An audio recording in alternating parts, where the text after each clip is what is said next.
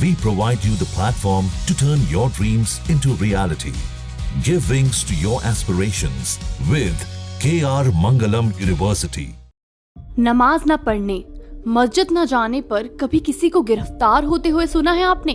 ये सुन के जरूर चौंक गए होंगे आप। ऐसा ही कुछ हुआ है अफगानिस्तान में।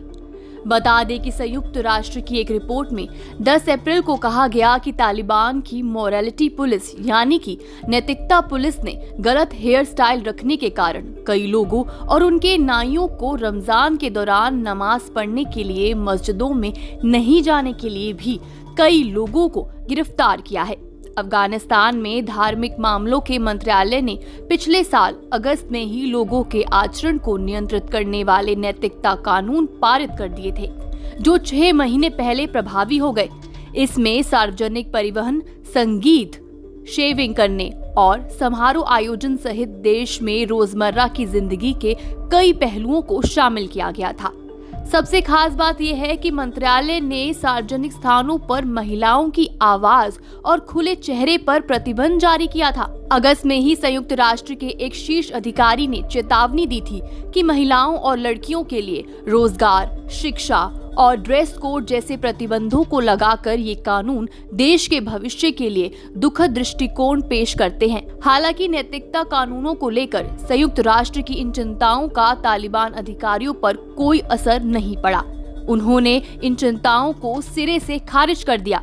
संयुक्त राष्ट्र की 10 अप्रैल की रिपोर्ट में कहा गया, नैतिकता कानून के क्रियान्वयन के पहले 6 महीनों में ही जितने लोगों को गिरफ्तार किया गया, उनमें आधे से ज्यादा मामले ऐसे थे या तो लोगों ने अनिवार्य लंबाई के हिसाब से दाढ़ी नहीं रखी थी, या उनके हेयर स्टाइल नियमों के अनुरूप नहीं थे, या फिर ऐसे नाई थे जो नियमों के अनुरूप दाढ़ी या बाल नहीं काट रहे थे।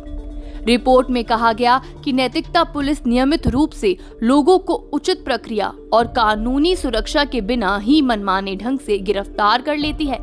रिपोर्ट में ये भी कहा गया कि रमजान के पवित्र महीने के दौरान अनिवार्य सामूहिक नमाजों में पुरुषों की उपस्थिति पर कड़ी निगरानी रखी जाती थी।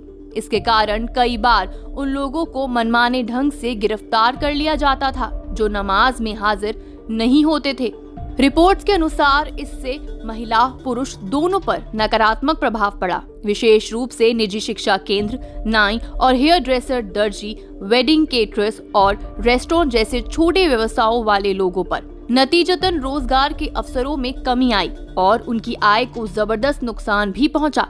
बता दें कि संयुक्त राष्ट्र मिशन द्वारा जारी एक हालिया रिपोर्ट में अफगानिस्तान में तालिबान सरकार के कठोर नियमों और उनके प्रभावों को लेकर गंभीर चिंताएं जताई गई हैं। रिपोर्ट्स के मुताबिक पिछले 6 महीने में हुई गिरफ्तारियों में से आधे से ज्यादा मामले दाढ़ी की लंबाई और हेयर स्टाइल जैसे निजी विषयों से जुड़े हुए हैं। यूएन की रिपोर्ट में ये दावा किया गया कि तालिबान द्वारा स्थापित मोरल पुलिस ने इन मामलों में बिना किसी कानूनी प्रक्रिया या अधिकार के मनमाने ढंग से गिरफ्तारियां की हैं। इसके अलावा जो नाई या हेयर ड्रेसर तालिबान द्वारा निर्धारित नियमों का पालन नहीं कर रहे थे, उन पर भी कार्रवाई की गई। रमजान के पवित्र महीने में इस निगरानी में और सख्ती देखी गई।